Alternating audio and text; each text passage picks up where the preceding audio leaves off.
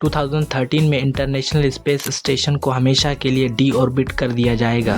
1998 से आज तक इंफॉर्मेशन कन्वे और बहुत सारी रिसर्च करने में हेल्प करता आया है। इतनी बड़ी और यूजफुल थिंग्स बनाने का पहला आइडिया किसका था और किन स्पेस एजेंसीज की कोशिश से ये आज पूरी जमीन के ऑर्बिट में घूम रहा है। 440 टन वजनी स्पेस स्टेशन को स्पेस में कैसे भेजा गया, नासा और बाकी स्पेस एजेंसीज को क्या चैलेंजेस फेस करने पड़े, इन पॉइंट्स को समझने के लिए 41 ईयर्स पीछे जाना पड़ेगा।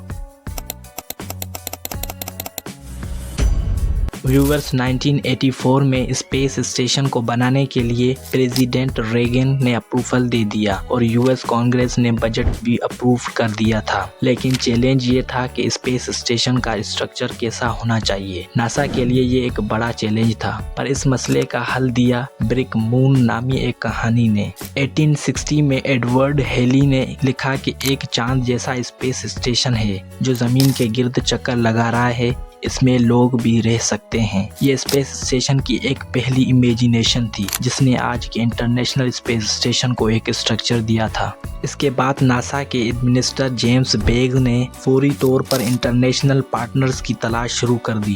कनाडा, जापान और यूरोपीय स्पेस एजेंसीज के कई कंट्रीज ने जल्द ही इस प्रोग्राम में पार्टिसिपेट किया। स्पेस स्टेशन का डिजाइन 1984 से 1993 तक किया गया। 1980 से यूएस, कनाडा, जापान और यूरोप में इंटरनेशनल स्पेस स्टेशन के पार्ट्स बनना शुरू हो गए थे। 1993 में जब स्टेशन को रीडिजाइन किया जा रहा था तब रशिया को प्रोग्राम में इनवाइट किया गया। इंटरनेशनल स्पेस स्टेशन के स्ट्रक्चर का मसला हल हुआ ही था तो एक और मसले ने स्पेस एजेंसीज को परेशान कर दिया था। स्पेस स्टेशन बना तो लिया था लेकिन 440 टन वजनी स्पेस स्टेशन को जमीन से स्पेस में कैसे भेजा जाए। इस मसले का हल हरमैन नूरडंग ने दिया। ये वही शख्स है जिसने पहली बार स्पेस स्टेशन का इंजीनियरिंग डिज़ाइन पूरी तफसील से बयान किया था। इसके अलावा स्पेस स्टेशन को स्पेस में भेजने का एक ज़बरदस्त सलूशन भी दिया कि पहले ज़मीन पर इसका मॉडल बनाया जाए और फिर अलग अलग पार्ट्स को स्पेस में भेजकर वहाँ पे जोड़े जाएं। इस बात को लेकर नासा ने इंटरनेशनल स्पेस स्टेशन को 2 अलग अलग फेजेस में बनाया। पहले फेज में नासा ने स्पेस शटल से रशियन मिड ऑर्बिटल स्टेशन पर एस्ट्रोनॉट्स को लेकर जाने का फैसला किया। व्यूअर्स, स्पेस शटल दुनिया का पहला ऐसा स्पेस जहाज था जो दोबारा इस्तेमाल किया जा सकता था, यानी ये सिर्फ एक बार नहीं बल्कि बार बार स्पेस में जा सकता था। ये पहला ऐसा मिशन था जो बड़े सैटेलाइट्स को स्पेस में ले जा सकता था और वापस जमीन पर ला भी सकता था। शटल 3 काम कर सकता था: रॉकेट की तरह लॉन्च होना, स्पेस में स्पेस क्राफ्ट की तरह घूमना, हवाई जहाज की तरह वापस आकर लैंड करना।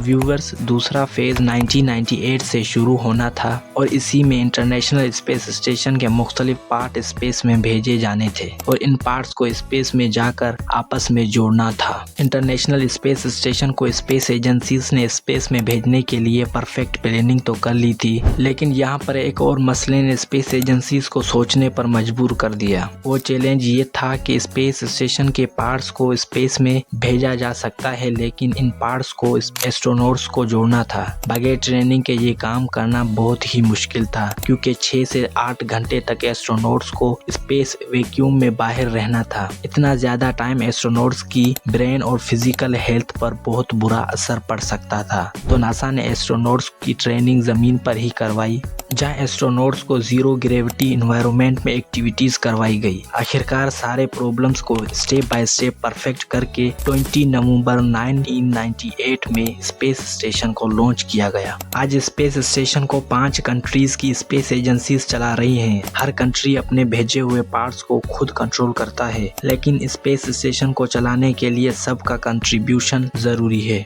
इंटरनेशनल स्पेस स्टेशन को शुरू से ही ऐसा डिजाइन किया गया है कि सबका कंट्रीब्यूशन लाजमी हो। ये अब तक इंसान की बनाई हुई सबसे बड़ी चीज है जो जमीन के गिर्द घूम रही है। स्पेस स्टेशन जमीन से 400 किलोमीटर दूर ऑर्बिट कर रहा है। स्पेस की स्पीड इतनी तेज है जो 93 मिनट में पूरी जमीन का एक चक्कर कंप्लीट कर लेता है। स्पेस स्टेशन की बिजली सोलर पैनल से पैदा की जाती है जो सालाना 7,35,000 किलोवाट आवर बिजली पैदा करते हैं। इनके अलावा कुछ टाइम बाद स्पेस स्टेशन में रॉकेट फायर भी किए जाते हैं, क्योंकि थोड़ी बहुत फ्रिक्शन होने की वजह से स्पेस स्टेशन आहिस्ता आहिस्ता नीचे आता है। इसलिए कुछ वक्त के बाद रॉकेट फायर करके इसे वापस सेम पोजीशन पर पहुंचाया जाता है। इंटरनेशनल स्पेस स्टेशन 2013 तक हमें जमीन पर इंफॉर्मेशन देता रहेगा। इसके बाद शायद हमें स्पेस स्टेशन के कुछ पार्ट लाइब्रेरी या म्यूजियम में पड़े मिले। नासा के एक खास मिशन से 2013 में स्पेस स्टेशन को जमीन पर लाकर खत्म कर दिया जाएगा।